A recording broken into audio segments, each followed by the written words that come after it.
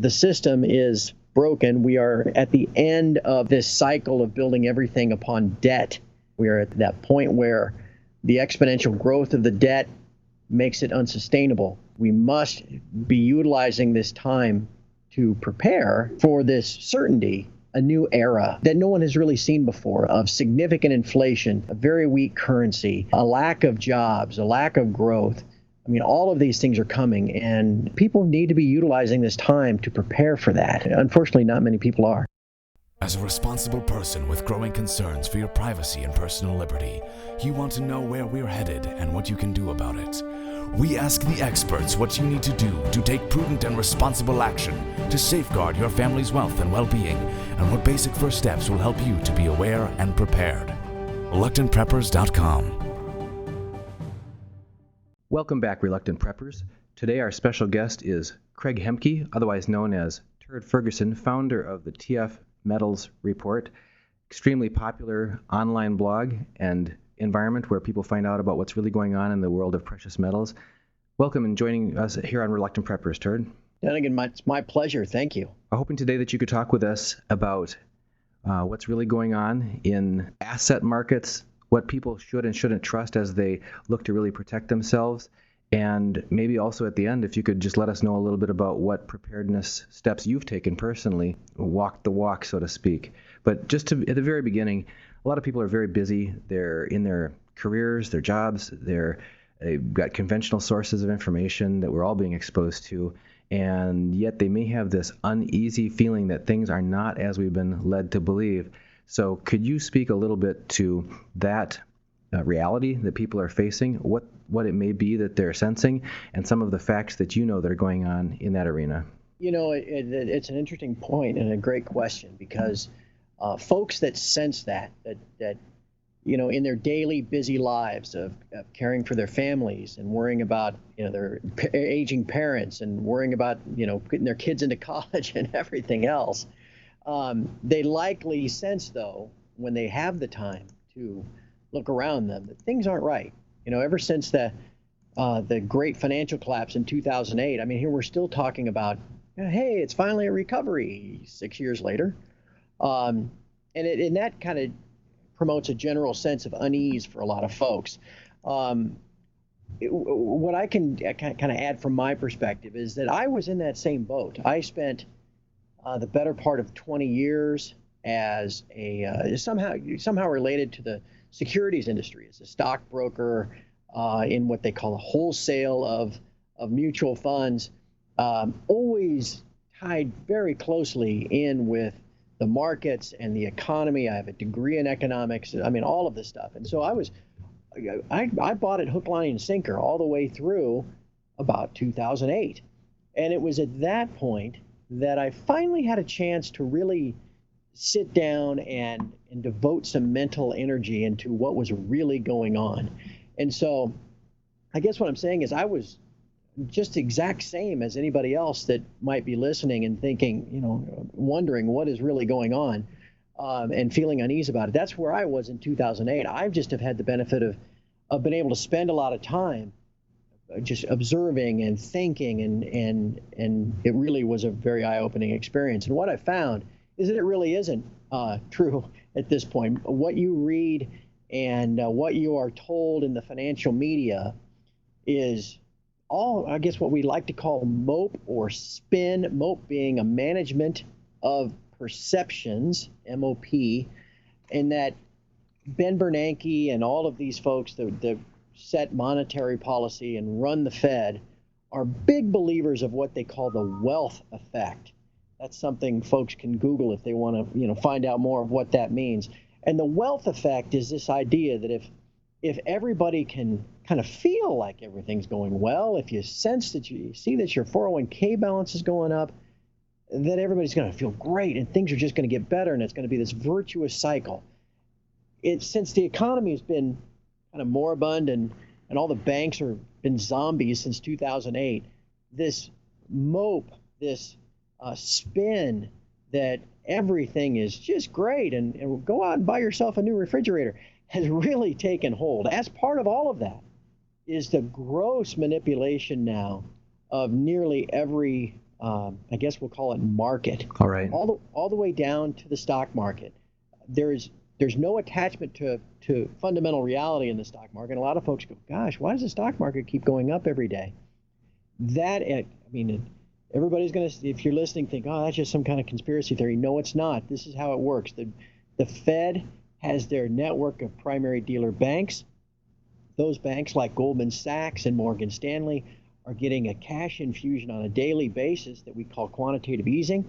And part of that money is going directly into the stock market, buying highly leveraged things, derivatives, futures contracts, to keep pushing it higher, all in the grand scheme of this wealth effect, to create this illusion that all is well, when in fact all is not.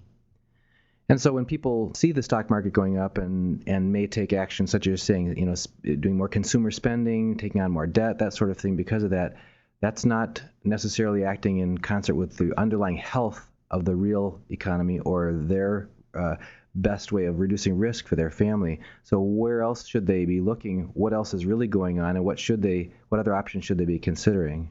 Well, another thing that people need to understand, the gross, I guess we'll call it the median income of the U.S. individual, the U.S. person, has actually fallen by more than 10% since 2009. So there's a real squeeze going on, and I think this is something that folks are feeling too. They recognize that maybe their wages are stagnant, or they're just happy to have a job, but all at the same time, the costs of everyday living are going through the roof. Whether it's a gallon of gasoline or a gallon of milk or the hamburger that you might buy to feed your family, everything, just the costs of daily living are skyrocketing. And I think, and that's really causing, I think that's another one of these factors that gives people pause to think, something just doesn't feel right. And so, yes, what you need, first and foremost, what people really need to do is take it upon themselves to find out these things independently and not just simply be fed what the government and the media want you to believe is some kind of story, some kind of truth that, that all is well and gosh, everything's great and it's nothing but sunshine and lollipops ahead. People need to sit down, trust their own instincts, believe their eyes, hear what comes in their ears, and then plan accordingly, because the system is broken. We are at the end of this cycle of building everything upon debt. That can only work until it doesn't. We are at that point where the exponential growth of the debt makes it unsustainable.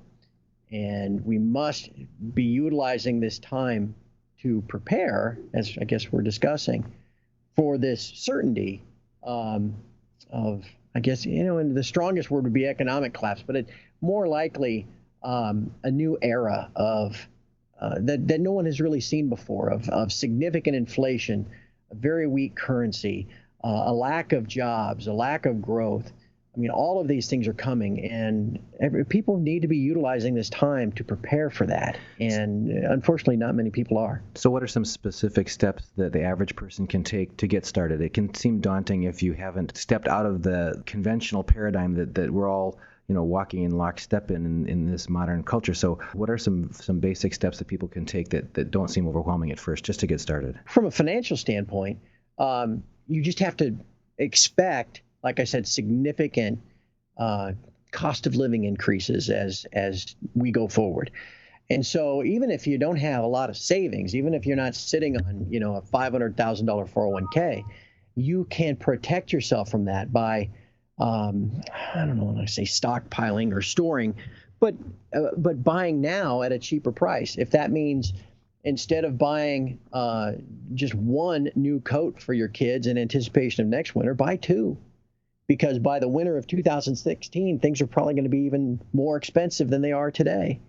If it means instead of buying, if you have access to this, instead of buying a hamburger a pound at a time, buy it bulk and put it in a freezer in your basement. I mean, there are a number of things just on the very basic level that people can do to not only protect themselves financially, but also prepare in case something more cataclysmic happens. from a financial protection standpoint, this is the thing we mainly discuss at TF Metals Report. It is imperative that you have physical gold and physical silver, not shares of an ETF or gold held in an account somewhere that you don't know where it is or you can't see it. Talking about the actual metal, whether it's gold coins, silver bars. This does two separate things for you. One, it is a store of wealth. Gold has been sound money and a store of wealth for quite literally millennia, going back, to the Egyptians. You'll find references to gold and its use as money. The same is true now. You want to own gold as a protection against the devaluation and destruction of this dollar-based system that the world has used now for 70 years. You want to own silver, though, too, for the same reasons. But silver also protects your purchasing power. And in the event of a disorderly societal unrest type of situation, which is certainly possible, silver can be very valuable just because it's in much smaller denominations. Silver can be very valuable even all the way down at the barter level. Not saying that that's a certainty, but, something happens where there's a bank holiday, there's a run on cash, that type of thing.